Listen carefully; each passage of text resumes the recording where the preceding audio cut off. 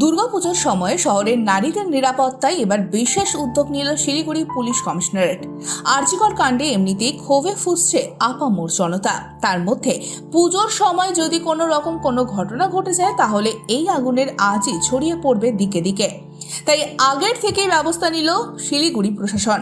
পুজোয় ঘুরতে বেরিয়ে মহিলারা শ্লীলতাহানির শিকার হলে বা যে কোনো বিপদে পড়লে সহজেই পুলিশের সঙ্গে যোগাযোগ করতে পারবেন। এবার চালু হচ্ছে পুলিশের নতুন মোবাইল অ্যাপ। পুজোর সময় শহরের নারীদের সুরক্ষার জন্য তৈরি করা হচ্ছে এই বিশেষ ধরনের মোবাইল অ্যাপ। সেই অ্যাপের মাধ্যমে বিপদে পড়লে পুলিশের সঙ্গে যোগাযোগ করতে পারবেন মহিলারা। শিলিগুড়ির পুলিশ কমিশনার সি সুধাকর বলেন, নতুন একটি অ্যাপ তৈরি করা হচ্ছে। দুর্গাপুজোর আগে মহিলাদের জন্য সেই অ্যাপটি চালু করা হবে। এই অ্যাপে কি ধরনের সুবিধা থাকবে তা কয়েকদিনের মধ্যে জানানো হবে। অ্যাপে প্যানিক বাটন সহ আরো বেশ কিছু সুবিধা থাকবে বলে জানা গিয়েছে।